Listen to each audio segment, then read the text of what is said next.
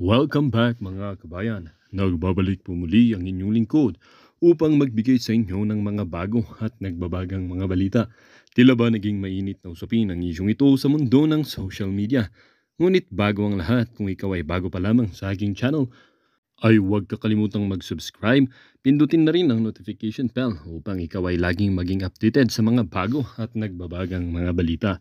Heto na nga, tila ba ang mga tao sa palasyo ay napaparaning dahil sa ating mga AFP generals na tuluyang kumukontra at lumalaban against dito kay Presidente Kuting ng Norte.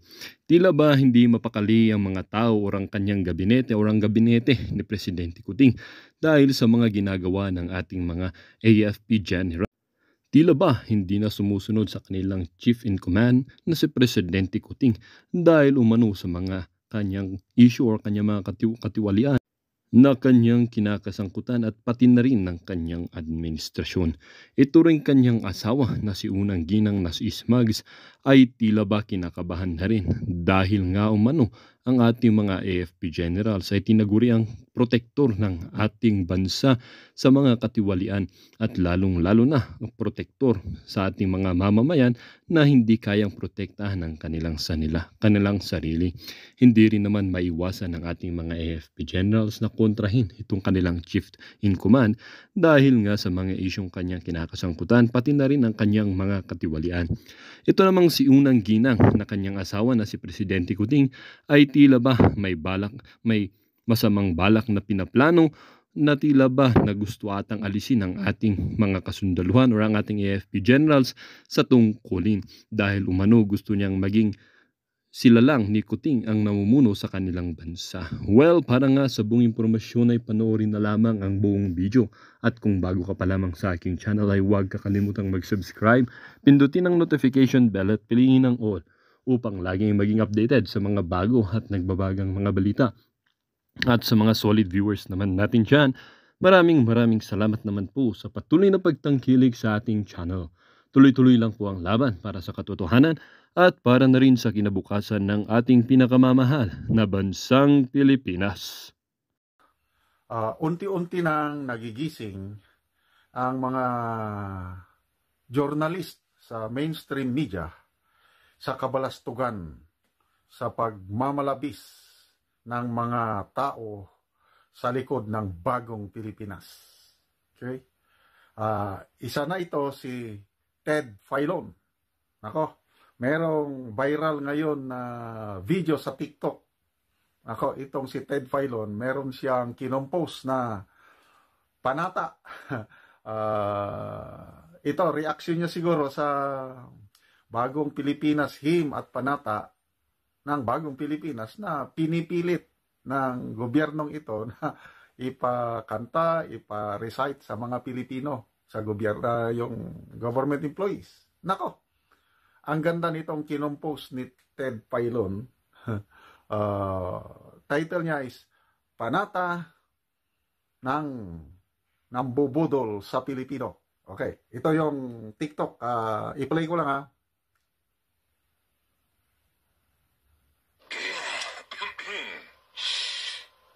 Nambubudol sa Pilipino. Panata.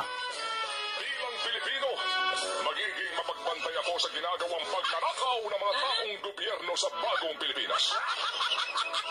Bilang Pilipino, isisiwalat ko ng buong tapang at may dangal ang katiwalian at pagmamalabis ng mga taong nagpapanggap na mga lingkod bayan.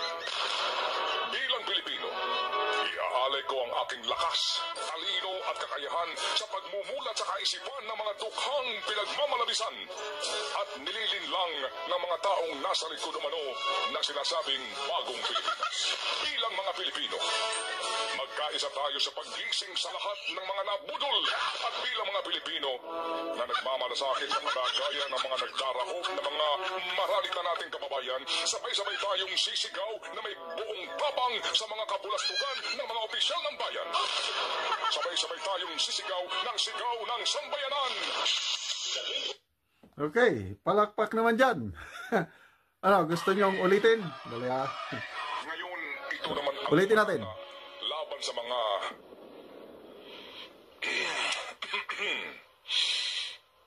nambubudol sa Pilipino. Bilang Pilipino, magiging mapagbantay ako sa ginagawang pagkanakaw ng mga taong gobyerno sa bagong Pilipinas. Bilang Pilipino, isisiwalat ko ng buong tapang at may dangal ang katiwalian at pagmamalabis ng mga taong nagpapanggap na mga lingkod bayan. Bilang Pilipino, iaalay ko ang aking lakas, talino at kakayahan sa pagmumulat sa kaisipan ng mga dukhang pinagmamalabisan at nililinlang ng mga taong nasa likod umano ng sinasabing bagong Pilipinas.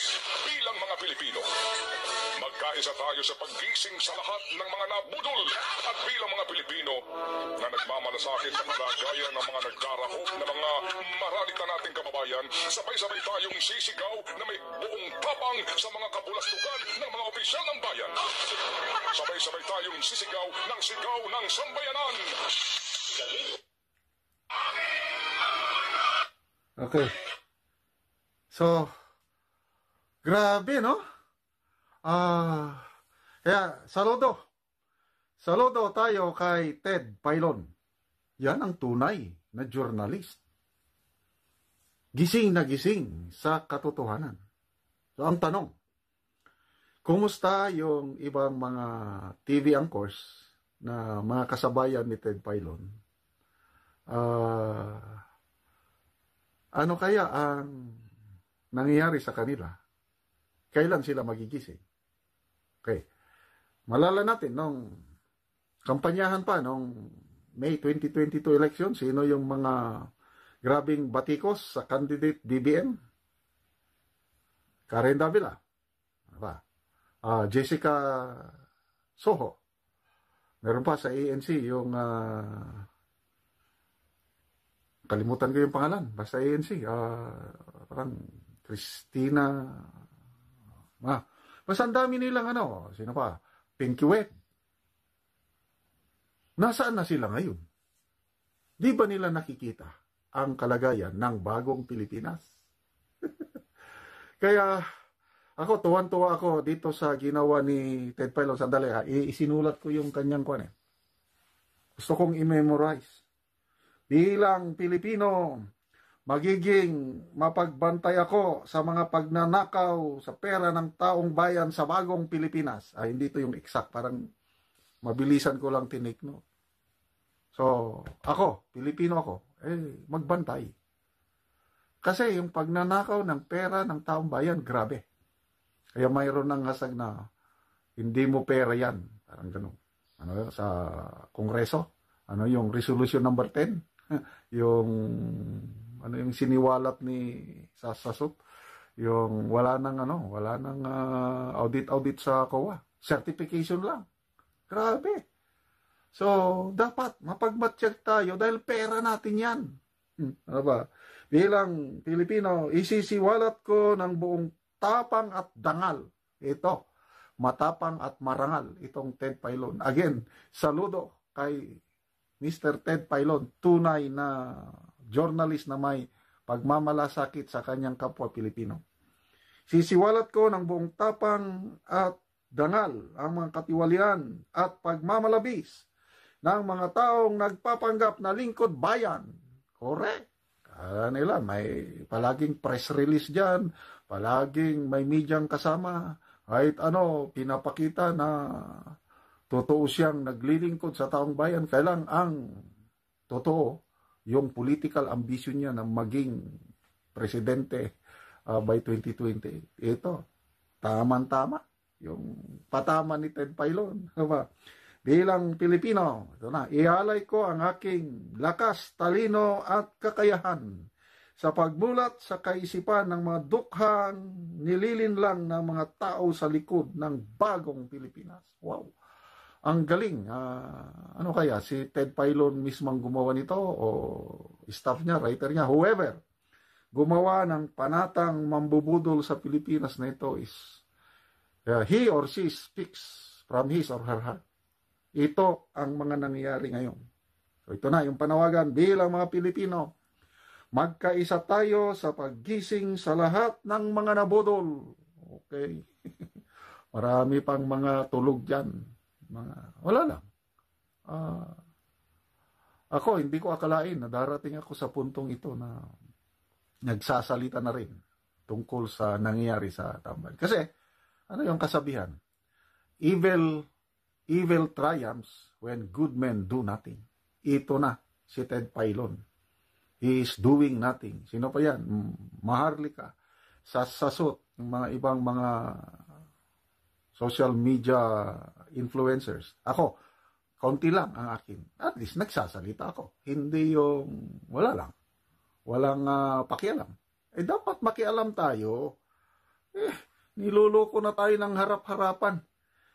So, bilang mga Pilipino na nagmamalasakit sa kalagayan ng mga nagdarahop, mga maralita nating kababayan, sabay-sabay tayong sisigaw ng may tapang, mga kabalastugan ng mga opisyal ng bayan, sabay-sabay tayong sisigaw, sigaw ng sambayanan.